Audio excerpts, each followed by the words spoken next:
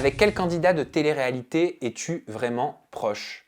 Je suis désolé de te décevoir, mais je ne pourrais pas me permettre de dire que je suis proche intimement avec un ou des candidats de télé-réalité en particulier, parce que, ouais, dernièrement, allez, on va voir large sur les semaines qui sont passées, les mois qui sont passés, je me suis rendu compte que même certaines personnes avec qui je me croyais proche, enfin se disaient amis, voilà, où il y a toute confiance, bah, je me rends compte que bah, ces personnes-là, elles ne sont pas forcément là au moment où tu as besoin. Et c'est très décevant. De façon générale, dans la vie, on est amené tous à être déçus de certaines personnes qu'on côtoie. Ça fait encore plus mal quand on donnait toute sa confiance à ces personnes-là. Mais j'ai vraiment réalisé que c'était un milieu qui est assez opportuniste, on ne va pas se le cacher, égocentrique, et que les amitiés, elles se font beaucoup en fonction des intérêts communs ou qu'une personne peut apporter. Et c'est ça qui m'a créé des déceptions. Donc franchement, c'est triste à dire, mais je suis proche de personne. Voilà. Je suis professionnel, mais proche de personne. Comment t'es venue l'idée de devenir youtubeur? Si tu n'étais pas devenu youtubeur, tu aurais fait quel autre métier? Alors, oula, c'est une vaste question. Alors si je n'avais pas été youtubeur, je pense que j'aurais continuer dans le domaine que j'avais commencé à développer, qui était la direction pour le secteur du prêt-à-porter de luxe. Voilà. J'ai travaillé pour Chloé, j'ai travaillé pour Burberry, j'ai travaillé pour Givenchy. J'étais tout fier avant de commencer YouTube parce que moi, mon objectif, c'était de devenir directeur de ma propre boutique. Depuis que je suis très jeune, j'ai beaucoup d'ambition et je veux en fait monter les échelons rapidement. Ouais, et c'était pareil quand j'étais dans le prêt-à-porter de luxe, puisqu'à 24 ans, j'ai réussi à devenir directeur adjoint de 3 boutiques Burberry. C'était hyper jeune, 24 ans, je ne m'en rendais pas compte sur le moment. Pour moi, c'était tout à fait normal parce que je m'en sentais les capacités. Je savais que je les avais parce que je travaillais pour. Mais c'est vrai que ça suscitait des jalousies parce que la plupart des directeurs adjoints ou directeurs étaient beaucoup plus âgés que moi et on me faisait clairement ressentir que bah, l'âge était un problème. Mais je pense que c'est quelque chose qu'on rencontre tous quand on est dans des métiers même différents et qu'on est jeune et qu'on a des postes à responsabilité. Et donc, si tu veux, oh, elle est compliquée cette question parce qu'en fait, j'ai commencé quand je suis arrivé à Paris, j'ai fait le cours Florent pour devenir comédien. Je pensais que je voulais devenir comédien, mais en fait, je ne savais pas à ce moment-là que je voulais régler un gros problème de timidité, mais de timidité extrême, de timidité maladive. Alors attention, je ne crache pas sur ce parcours-là parce que ça m'a énormément servi pour ce que je fais aujourd'hui et puis pour tout simplement plus être timide, être dans ma bulle, quoi. C'est pour ça que je peux être devant vous aujourd'hui. J'aimerais beaucoup revenir à la comédie, c'est quelque chose qui me ferait énormément plaisir. Je m'en sens prêt aujourd'hui, ce qui n'était pas le cas avant. Mais en gros, je pense que j'aurais aimé être comédien ou alors être directeur Europe pour une marque de luxe et après directeur monde. Pourquoi tu ne réponds pas à Angèle qui t'accuse de lui avoir conseillé un avocat corrompu? Alors, une petite pause montage s'impose et je vous explique tout. Alors au départ, je voulais pas répondre publiquement, même si ça me démangeait de rectifier les mensonges que j'ai découverts sur les réseaux sociaux. Ceux qui me connaissent bien savent que ma ligne de conduite depuis plus de 6 ans sur YouTube fait que je me refuse à rentrer dans ces jeux-là. Ensuite, pendant que j'étais en train d'enregistrer cette FAQ, je me suis dit que j'allais répondre et je l'ai fait parce que j'avais envie tout simplement que vous sachiez la vérité. Mais ce qu'il faut que vous sachiez, c'est qu'après avoir tourné cette vidéo, j'ai découvert encore des nouvelles attaques, même sur mon équipe. Je suis désolé si je peux pas éponger complètement votre curiosité, et je la comprends cette curiosité, mais le dossier, il est aujourd'hui dans les mains de mon avocate qui s'appelle Maître Clotilde Biron. Un courrier d'avocat a été envoyé à la personne concernée. Ce que je peux vous dire, c'est que je n'hésiterai pas, si besoin, à engager des actions judiciaires à chaque fois que ce sera nécessaire pour défendre mes droits, et je continuerai d'exercer mon métier. Voilà, j'espère que vous comprenez mieux mon état d'esprit et ma réponse. Allez, question suivante. Y a-t-il quelqu'un qui t'aide à ne pas prendre la grosse tête vu ta notoriété? Alors moi, cette question, elle m'étonne énormément parce que c'est une question que je la comprends, t'inquiète, hein, mais c'est une question que je me pose même pas. C'est-à-dire que jamais ça m'est venu à l'idée. Je crois que j'ai jamais pris la grosse tête et je pense que je ne la prendrai jamais, même s'il ne faut pas dire jamais. Déjà, je vais vous expliquer pourquoi. Je travaille beaucoup, mais vraiment. C'est-à-dire que je suis au boulot le matin très tôt, vers 7 heures, et je pars relativement tard. Généralement, j'ai que le dimanche pour me reposer. Si le dimanche, je ne suis pas dans mes notes en train de marquer des choses pour le Haja de la semaine d'après ou autre. Donc si tu veux, j'ai pas le temps. J'ai pas le temps de me réjouir d'une notoriété, d'une célébrité, de je ne sais quoi. J'ai pas le temps de me réjouir de ça. Donc je ne m'en rends pas compte. Ça, c'est la première chose. Après, il faut savoir que je ne sors pas. Je ne vais pas dans les soirées, peut-être à défaut, mais je ne vais pas dans les soirées dans lesquelles on m'invite, je ne vais pas dans les soirées d'influenceurs, je ne vais pas dans les soirées, les événements organisés par les marques, ou alors c'est vraiment extrêmement rare.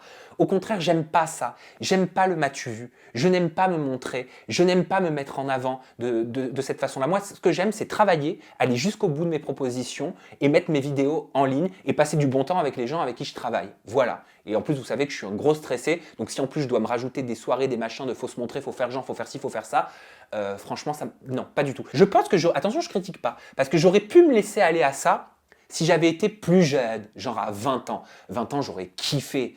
À mon avis, j'aurais été genre table VIP, bouteille de champagne et tout. Peut-être que là, ça m'aurait monté à la tête. Quoique, avec les parents que j'ai, je pense pas. Mais aujourd'hui, je suis tellement posé que c'est vraiment... Tout ça est très très loin de moi. Moi, tout ce qui m'importe, c'est faire mon travail. Bonjour Sam, je trouve que tu es une personne inspirante. Quelles sont les personnes qui t'inspirent? Alors, je suis sûr que la première, elle va pas être étonnante, mais je vais vous expliquer brièvement pourquoi. Britney Spears. Ben, je sais que ça peut paraître très étrange, mais à mes yeux, Britney Spears est une icône intergénérationnelle qui a créé malgré elle un véritable mythe. Voilà. Et elle me touche. Cette artiste me touche parce que c'est comme si elle était devenue une pop star alors qu'elle ne le voulait pas. Et c'est comme si elle subissait quelque part tout ce qui lui arrive parce que derrière, il y a une grosse machine à fric. Et il y a dans ses yeux quelque chose qui me touche, quelque chose que j'arrive pas bien à expliquer, qui est du domaine de l'émotion. Et c'est pour ça que je suis admiratif de cette carrière, en fait. Ensuite, bah, mes parents. Je suis désolé, ça fait kitsch, mais j'ai une grande admiration pour mon papa. Alors, ceux qui ne le savent pas, mon papa est né sourd, quasiment. C'est-à-dire qu'à l'âge de 2 ans, il est devenu sourd complet. Donc, j'ai passé toute mon enfance à articuler énormément que mon père puisse me lire sur les lèvres. Et malgré cet handicap, il a réussi, peut-être qu'il avait des choses à se prouver, mais il a réussi à monter une société spécialisée dans l'électronique. Et aujourd'hui, il a plus de 135 employés, donc il fait vivre aussi pas mal de familles. Et j'ai toujours été en admiration face à ça, parce que malgré la vie qui lui a mis des bâtons dans les roues, malgré le handicap, il a voulu aller au-delà pour des raisons qui lui appartiennent. Peut-être que c'est pour se prouver certaines choses, peut-être que c'est pour montrer qu'il était capable de faire comme les autres, si ce n'est plus.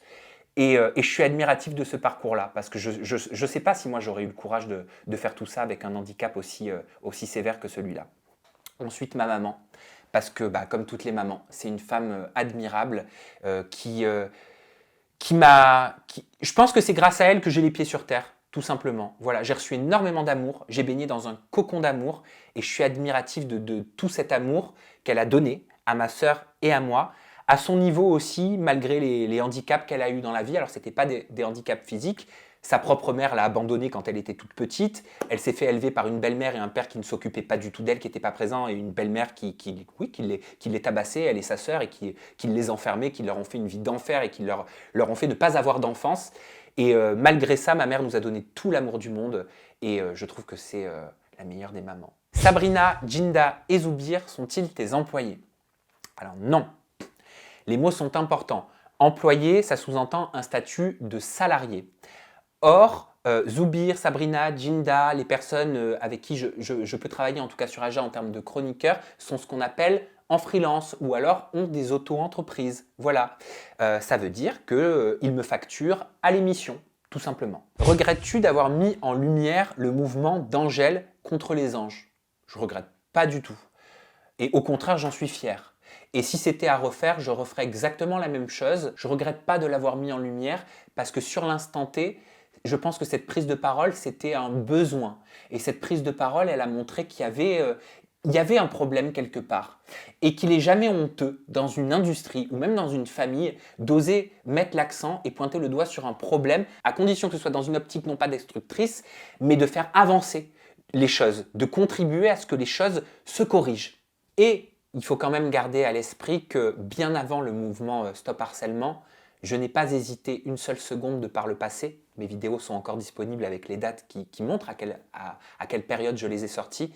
Je n'ai jamais hésité à mettre en avant la parole de candidates ou de candidats qui avaient subi certaines problématiques en tournage, quitte à me mettre dans la merde et quitte à me faire boycotter par des productions. La seule chose, c'est que vous n'êtes pas au courant de l'envers du décor parce que je ne suis pas quelqu'un qui raconte tout.